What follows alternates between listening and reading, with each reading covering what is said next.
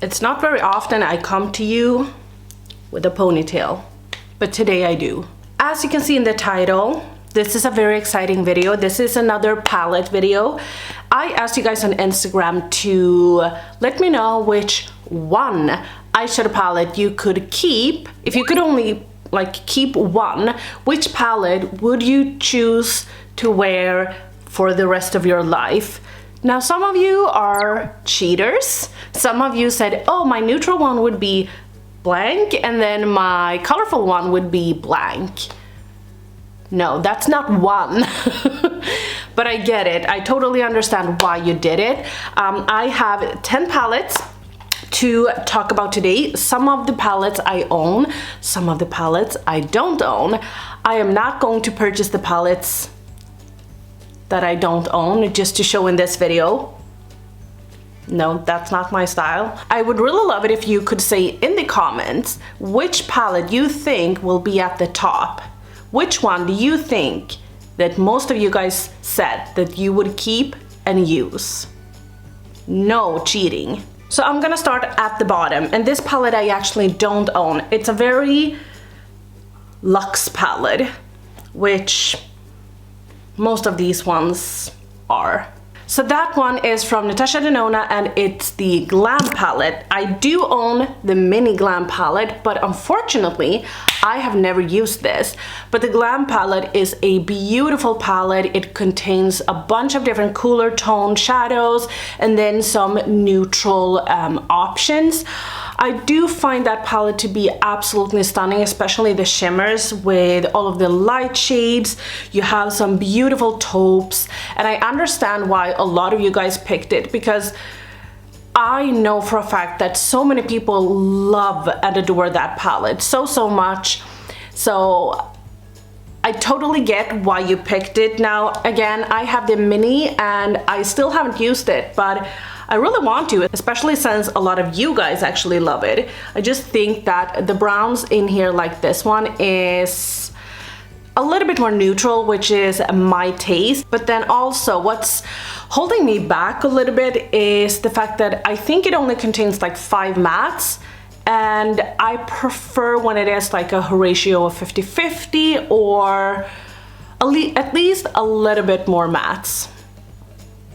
Then you actually voted for a palette that I thought would rank much higher, and that is also from Natasha Denona, and that is the Metropolis Palette. This is stunning, and I understand why a lot of you guys voted for this, because this contains so many different options.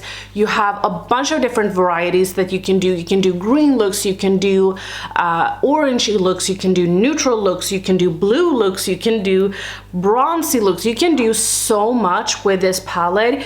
I guess that the one thing that you cannot use is pinks and purples, but other than that, you are pretty much covered. It's no surprise that I really enjoy this palette so much. I think that it's absolutely stunning. I think the formula is impeccable, so I totally get why this one was in the top, but I thought that it would rank higher than it did. The next palette is also a cool tone story, and that is from Anastasia, and that is the Sultry Palette. Once again, I thought that this would rank so much higher, but again, you have those cooler tones, you have some neutral options, and then you have these grays and silvers that I don't tend to love, and then you have this bloom shade as well. You have a warm brown, so you do have options, but it leans obviously more cool tone neutrals. And I guess that a lot of you guys would consider this to be like an everyday palette, and then also a palette that you could use to do like smoky looks for a party or something. But I understand why these kind of palettes will be picked when you can only keep one, because most of us needs neutrals. Like, color is so much fun, yes, but it's not everyday appropriate for some of us. For some of us it is, but for some of us we need a few neutrals in our life. By the way, I recorded which 10 palettes I would keep, and that video is up. I have 2 options of those. Well, I have I have done 2 of them, but I did one very recently, which I can link right up here in case you wanted to see it. So the 7th one, no, the 6th one I also own, and that is actually a palette from Anastasia, and I was very surprised about this because this palette has almost kind of left my collection. This is the Anastasia Jackie Aina palette. This was limited edition and it was super raved about. Now the reason why I say that it has left my collection is because I feel like a lot of these browns tend to lean a little bit too warm for my liking. They lean a little bit more orange. They are stunning and you do have a bunch of different options. What I love is this shade right over here and then this one. I think that they mesh beautifully. It's just not a standalone palette for me, but I mean, you could use your highlighter as your lid color or something, and then this would be incredible. This shade I also really enjoy. Now that I look at it, and this one is also stunning. Now that I look at it, it's actually such a fun palette, and I don't know why, because I've actually considered decluttering this. I don't know if I should, because she is gorgeous, and I love it almost every single time I use it. The next palette I don't own, so I will pop a picture of it right over here, but this is the 5th palette. So it leans in the middle, not the top, not the bottom, even though that this is the top 10. But this is a big palette. I'm just looking at it on my phone just so I can see what it actually looks like. But I understand why all of you bitches picked this. This is the Be Perfect Love Tahiti palette. So again, picture right over here, and as you can see, it is a colorful dream and it is a ginormous palette, which, I mean, you have options, you have everything that you need to do. Like this is probably like, if I could only keep one palette, I wouldn't maybe go with this specific one, but I would definitely go with something that gave me a lot of options. One person actually told me that they would only keep the Elf Bite Size Cookies and Cream or Cream and Sugar, whatever it's called, and I was like, wow, that's such a tiny palette and that will give you no options. So this totally makes sense for me. You can do green looks, you can do neutral looks, you can do pink, purples, reds, oranges, bronzy, blue. I mean, you have a lot of options here, so I totally understand it. Now, I haven't tried a lot from Be Perfect. I've tried their first palette and I actually thought that the quality of that was amazing. I really liked it, except that it smelled a little bit like Play-Doh, but that's such a tiny little remark. The next palette is actually a palette that I've been thinking about. Should I get it? And this comes in at 4th place, no, at 5th place. 1, 2, 3, 4, 5, 6, 7, 8, 9, 10. Oh my god, I am so sorry. This comes in at 5th place. Obviously, I cannot count. This is from Huda Beauty. This is the Mercury Retrograde palette. And once again, I feel like you have options here. You have so that you can do these a little bit more pinkier neutral looks, kind of what I'm wearing today, which I actually used the Huda Beauty Naughty Nude palette and my Charlotte Tilbury jewel pot in Pillow Talk. Did not film it, only filmed it for Instagram, so go ahead and follow me there if you are interested. I post a lot of makeup tutorials and makeup flat lays and stuff like that, if that's something that you're interested in. This has beautiful shimmers, which is actually why I've wanted to pick it up, because of the shimmers. I think that the shimmers looks absolutely stunning. I think that they look like, kind of like super sparkly, foiled, and has a lot of dimension, which is something I love when it comes to my shimmers. I think that everyone that's doing like a product pan is panning this palette, and I think that that is what makes me want to get it. But again, options. You have options here. You can lean everyday friendly, and then you can amp it up with some of these beautiful blues, purples, that minty greenish blue. Stunning. So once again, totally understand it.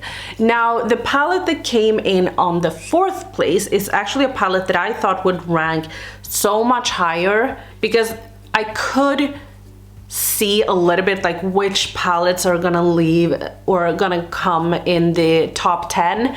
Some palettes like the Be Perfect Love Tahiti palette, I didn't even think of, maybe because I don't own it, but I didn't even think of it. But some palettes I knew would be at the top just because of how much a lot of you guys love it. This palette I thought would be at the top because I know that it has been for so many people, but that is actually the Natasha Denona Biba palette. That is actually I mean, I love neutrals, but that is actually a neutral palette that's just naturally my kind of taste.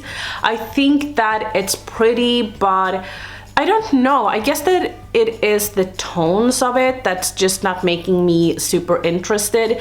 Like, I prefer the Patrick Ta Major Dimension palette. I even love like the ColourPop Dream Street, like sort of tones like that it leans warm but not too warm. ColourPop Going Coconuts is one of my favorites. Those are neutral, leans a little bit warm but not like too much. But I get it. This is a neutral palette. You have the shades that you need. You have a black, you have some shimmers, you have some cooler tones, you have some warmer tones, and then you have some neutral tones as well. So totally get why it's in there. I just don't see it as a palette for me myself. Next up is a palette that I own, and mine doesn't look like y'all's might do. This is the Natasha Denona Gold palette. This is what mine looks like. I'll just show you the inside, but again, I have rearranged it just because Natasha has magnetic shades, so I've swapped out some few shades here and there, but this is mostly the gold palette, but it's not the gold palette obviously only. So if you were to go ahead and purchase the gold palette, this is not the one you would get. I have a little bit more neutrals and pinky tones, I mean, and purpley tones, but I'll pop up a picture of what the gold palette looks right over here in case you wanted to see what it actually looks like. I think most of you guys know, but if you didn't. So here you have again a bunch of different beautiful options of neutrals, but you also have these beautiful like greens and blues that you can amp it up with. Well, you have one blue, but you also have this shade. So I think that Dijon it's called, and I think that actually one of you guys misunderstood because you said Natasha Denona Gold Dijon shade. So I guess that you thought that if you could only use one shade for the rest of your life, it would be this one. I totally get it because it is one of these like pukey kind of browns. I don't love those. I kind of prefer shades that go a little bit more like this, like sort of like a hazelnutty shade is kind of what I prefer. But this is a stunning palette, absolutely worth the money in my personal and humble opinion anyway. Now the palette that came in second place actually didn't surprise me. It is the Soft Glam Palette from Anastasia Beverly Hills. Mine does not look as beat up as I know that a lot of people's does. I got mine super late and I actually got it in PR from Beauty Bay. I have played with it a few times. I think that I love the mattes, but I don't love the shimmers. They are nothing wrong with them. It's just they are not really my kind of colors. I rarely go with the bronzier and kind of golden shades. I tend to go a little bit more, again, neutral and a little bit lighter or pinkier. That's kind of what I tend to prefer. I do, however, love the shade Sienna and Mulberry and Burnt Orange. I think is stunning as well. Tempera is obviously like such a fun shade. No, it's not a fun shade, but it's like a necessity. So this is a palette that I can see that a lot of people will use and love, and I totally get why it's in there because it is very everyday friendly. Now, the palette that came in at the top, I did not even think would be in the top 10.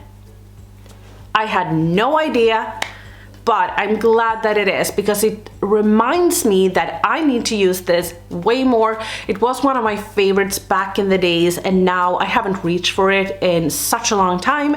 That is the Norvina palette, the OG Norvina palette from Anastasia Beverly Hills. Mine looks very loved, very beat up, very abused, and that's kind of what I love about it. But also, like, when I see this now, I don't understand why I don't use it anymore because it is stunning.